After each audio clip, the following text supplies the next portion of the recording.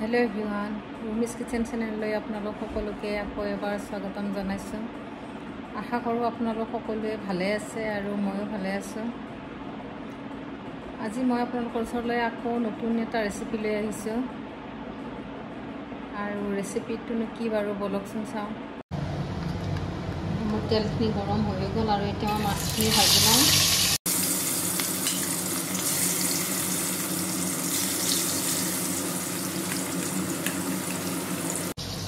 আজি মই কি বনাম এইটো দেখিছে। আজি মই জিকা আলু আৰু বিলাহীৰ লগত মাছৰ জোল বনাম। মাছখিনি খুব ধুনীয়াকৈ ভজা হৈ গ'ল।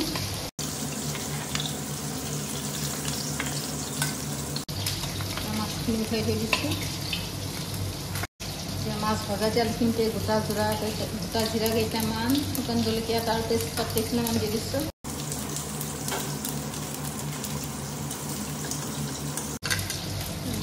কাটি থৈ দিয়া পিঁয়াজখিনিও দি দিছোঁ এনেকৈ।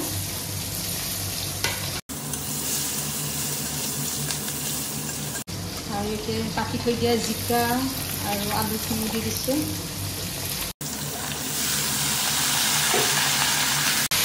জিকা আৰু আলুখিনি অলপ ভালদৰে ভাজি লওঁ। জিকা আৰু আলুৰ তৰকাৰীটো চবেই বনাব জানে, কিন্তু মই গৰমৰ দিনত জিকা আৰু আলুৰ লগত আজি অকণমান মাছৰ টেঙাই কৰি দিম বুলি ভাবিছোঁ।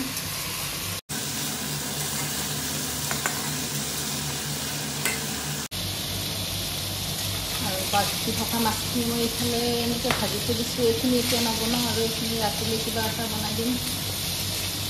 এতিয়া দিনত যিহেতুকে ইমান বেছি গৰম, বেছি মছলাও খাবলৈ মন নাই, সেইকাৰণে এতিয়া জিকাৰ লগতে বনাই দিছোঁ।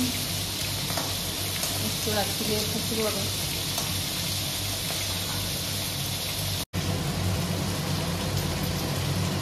এইখিনি অলপ ঢাকনিটো লগাই থৈ দিম।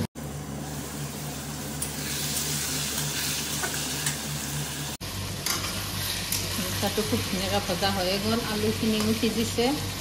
এতিয়া মই ইয়াতে কাটি থৈ দিয়া বিলাহী আৰু কেঁচা জলকীয়াখিনি দি দিম। আচলতে আলুখিনি ভালদৰে সিজাৰ পিছত এই বিলাহীখিনি দিব লাগে, নহ'লে আলুখিনি অলপ টান নিচিনা হৈ থাকে। আৰু এতিয়া নিমখ হালধি আৰু অকণমান জিৰাৰ গুড়াও দি দিছোঁ।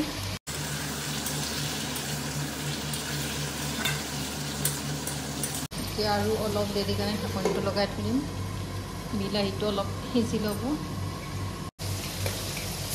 বিলাহীখিনি খুব ধুনীয়াকৈ সিজি গ'ল।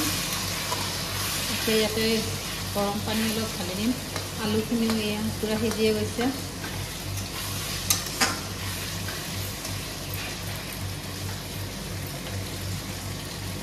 এতিয়া ইয়াতে গৰম পানী দি দিছোঁ নিজৰ জোখমতে।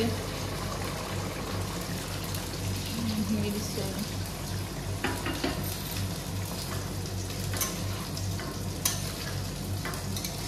এতিয়া ভাজি থৈ দিয়া মাছখিনিও দি দিম।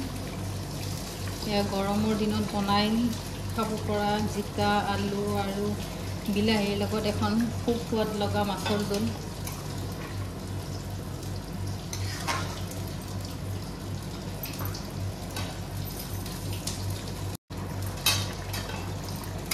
মই ইয়াতে আদা ৰহুন একো দিয়া নাই। আপোনালোকে ইচ্ছা কৰিলে আদা ৰহুন দি দিব পাৰে।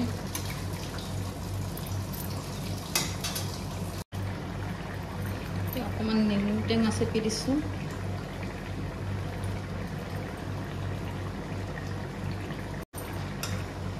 আৰু মোৰ ভিডিঅ'টো চাই যদি ভাল লাগিল লাইক আৰু শ্বেয়াৰ কৰি দিব আৰু কমেণ্ট এটাও কৰি দিব।